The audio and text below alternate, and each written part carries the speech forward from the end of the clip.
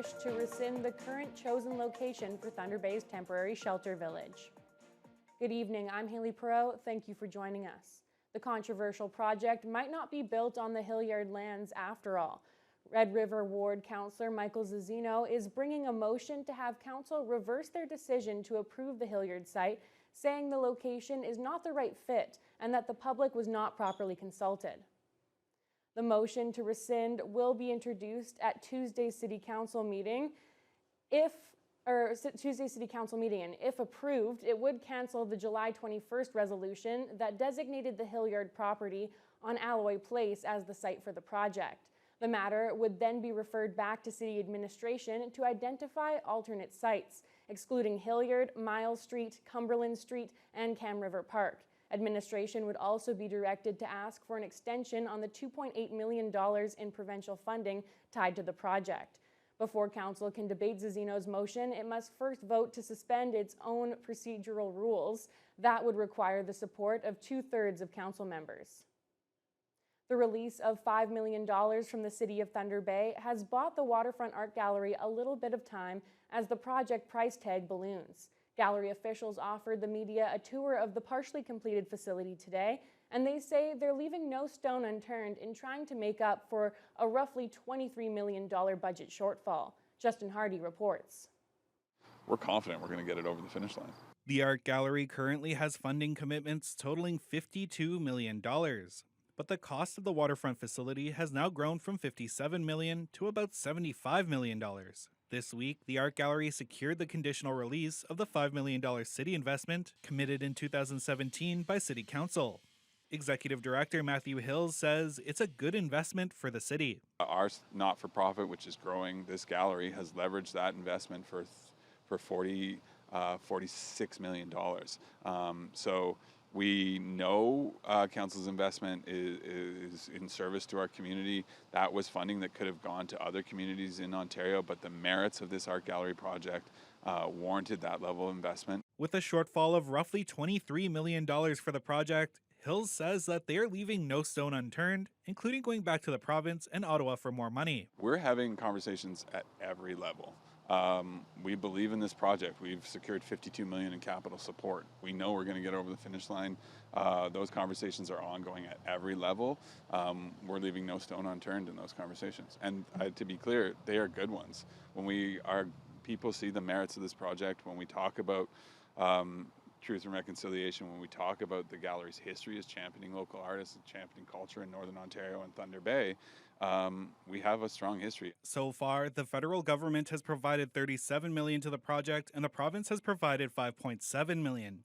Thunder Bay Atikokan MPP Kevin Holland says he's met with the gallery numerous times since he was elected. He says he will continue to support them. As we know, the cost of the facility has increased substantially since the initial concept, and we appreciate the hardships they're facing right now with regards to finding that additional funding that they need. So I continue to have the conversation with ministers that are responsible at the government level, making them well aware of the challenges that the art gallery is facing right now, and I will continue to have those conversations. As it stands now, the project is hoped to be completed in 2027, but Hills and the art gallery have approached the city about a possible phased opening as parts of the building are completed. Justin Hardy, TBT News. Families, community members, and organizations were outside Shelter House today to commemorate International Overdose Awareness Day. Attendees paused to remember the lives lost to overdose and to bring awareness to the ongoing opioid crisis in this region. Jessica Clement reports.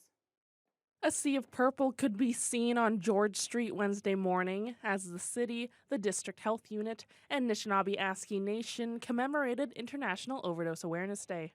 Families, friends, and organizations gathered to remember those lost, honor those still struggling, and show that Thunder Bay is united in the fight against the overdose crisis. It's been 3 years, and the pain doesn't get any less, and my pain is more because I see more people dying from this, and it's not stopping. Faye Pettypiece's daughter, Jessica, is one of many who have tragically lost their lives over the years. Petty Peace says the city has to step up as a whole to support those in addiction, provide them with the help they deserve, and end the stigma around drug use. Putting them in jail doesn't solve the problem. We have to get to the trauma-related sources and get them the help so that they can deal with it. I'm in the fight to make it better. I don't know what the right thing is, but I think if we all pull together and educate ourselves about addiction and what we can do to help, I think we can make it work. And I just put that out there to everybody, like, put your hand in and make a difference, because one day it could be your child. The city's drug strategy specialist, Riley Willinen, notes in 2024, the city faced 80 opioid-related deaths, the highest per capita rate in Ontario. She says along with paying tribute, these events are also focused on education and raising awareness. One of the key tenets of prevention is education. So we have lots of service providers here who are able to connect in the moment. You know, we're set up here on George Street right in front of the shelter house. There's clients coming in and out. Maybe they want to take a walk down the street and chat with someone and connect with a service that they didn't even know existed. So it's really important for our service providers here too as well. NAN Deputy Grand Chief Anna Betty Ashney-Penescum emphasizes the importance of International Overdose Day, adding that the country is falling behind in ensuring there are services and resources available for those in need. We need to also be in other forums, whether we're meeting with pharmaceutical companies, physicians, and other medical professions, including those professions that deal with mental health. We need to have these conversations with child welfare agencies and other entities that can all be part of the solution in terms of addressing this issue. And we need to ensure that we have the resources there for prevention. Jessica Clement, TBT News. Thunder Bay police were dealing with 3 different collisions involving impaired drivers early this morning. One of them happened on Valley Street around 4 a.m. A 23-year-old woman was charged with impaired driving and dangerous driving after her vehicle crashed into multiple parked cars and a utility pole.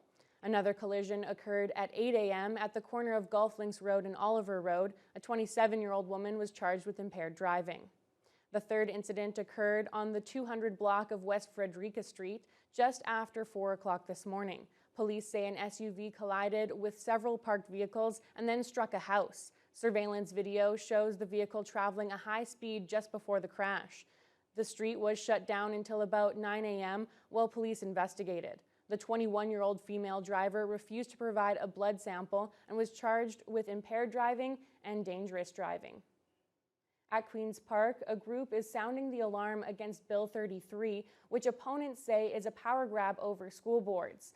Among their concerns, the group is urging police to be kept out of schools. CTV's Beth McDonnell tells us more. The issue of policing in schools. Rallying at Queen's Park to say no. This group fears the impact of police officers inside Ontario schools.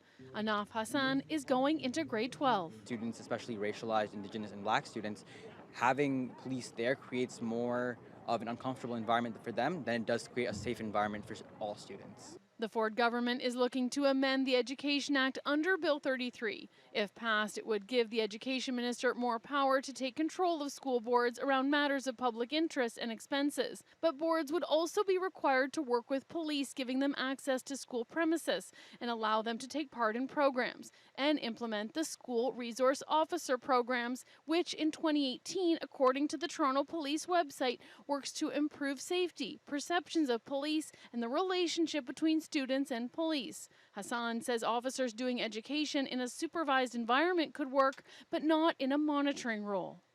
We are demanding fund our schools, fund our communities. The group argues policing programs can disproportionately increase suspensions and discipline of racialized students. Instead of adding police, it wants investment into smaller class sizes, infrastructure, and supporting students with the greatest needs. Our students, they need more child and youth workers. There aren't enough. We need more education assistants.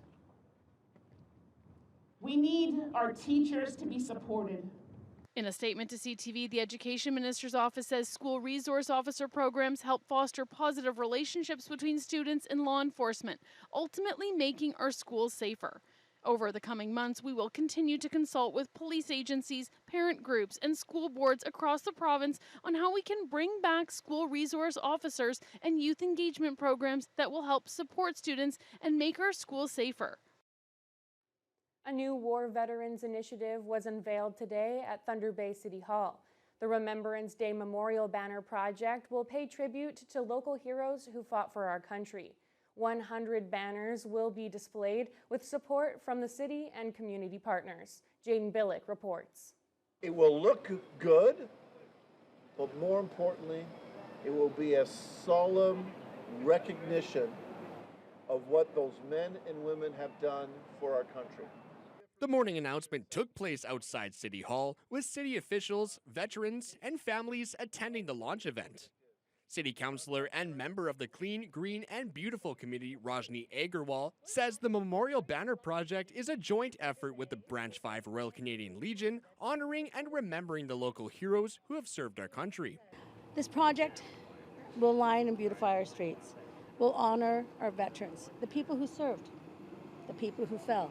And most important, when you see the photos of people from Thunder Bay, you know that people did bring us our freedoms, right?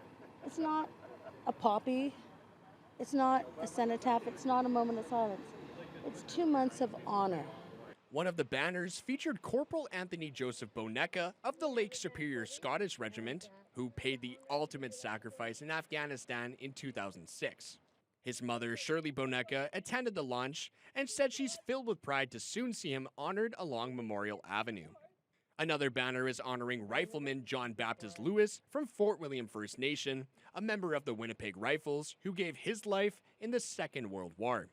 So I'm very familiar with the fact that Memorial Avenue used to have trees planted along it for all of the veterans and the deceased soldiers. And when they widened Memorial Avenue, they had to knock down all of those trees, which was a real disgrace, but I understand expansion and urban development. So it is nice to be bringing it back to its true purpose, Memorial Avenue, memorializing those veterans and fallen soldiers. 100 banners will be held up high for 2 months starting on October 1st at the Cenotaph at City Hall, along Memorial Avenue, the Waverly Park Cenotaph, and other locations as the project expands. Anyone wanting to have their family member honored with a banner can apply directly through the Branch 5 Legion. The deadline for requests is September 15th. Jaden Billick, TBT News.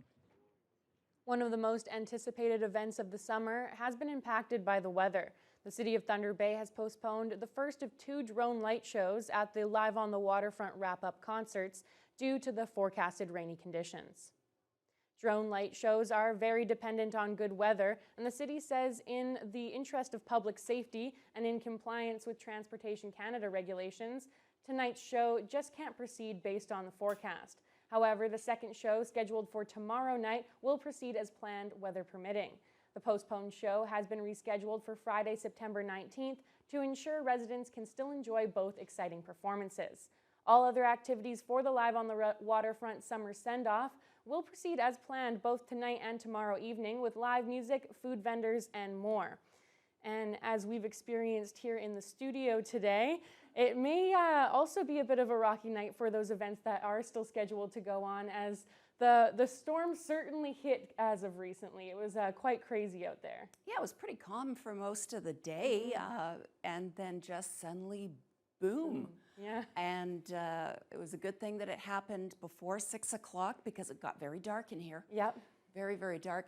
But today, all in all, it was a beautiful day, mostly cloudy, but a high of 22, humidex of 26. So temperature-wise, pretty much right on the money for this time of year. That was after an early morning low of 10. Winds were primarily out of the west, 10 to 20 kilometers an hour, although a couple times it did kick up to about 35 under those mostly cloudy skies. Now, let's take a look at the system that went through. It has been moving in primarily southeasterly direction, so it is sinking down, but just around 5 o'clock, we saw this little bit come through, and that's what has brought heavy rain, some thunder and definitely some lightning because something got hit on the north side, that's for sure.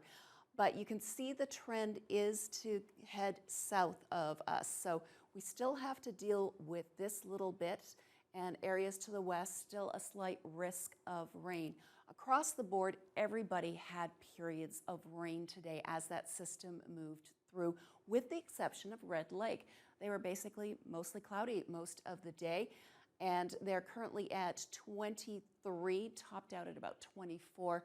Humidex hovering around 26, and although the temperatures at this hour are a little bit cooler as you head further south into Fort Frances, they too have a Humidex of 26. So it pretty much feels pretty consistent to the west.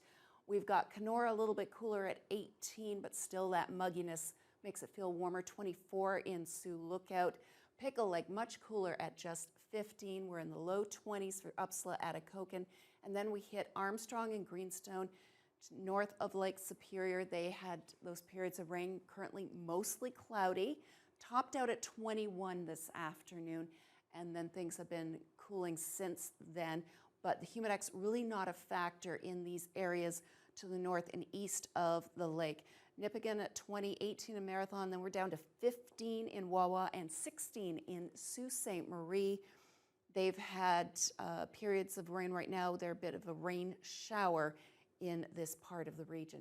Here in the city of Thunder Bay, it's going to be much cooler tonight. A low of 5 is expected with a risk of an evening thunderstorm. So if you are going out to any of those evening activities, let's just say bring an umbrella just in case. Odds are if you bring an umbrella, it won't rain. That's the way it seems to be. There is a 60% chance of showers overnight, but it will also start to clear by the early morning hours. And that is good news for Thursday's activities. And it's actually good news as we head towards the long weekend. This is kind of the last hurrah for a lot of people for the summer. And thus far, we are looking at sunshine, we are looking at warm temperatures, and we are looking at a fabulous weekend.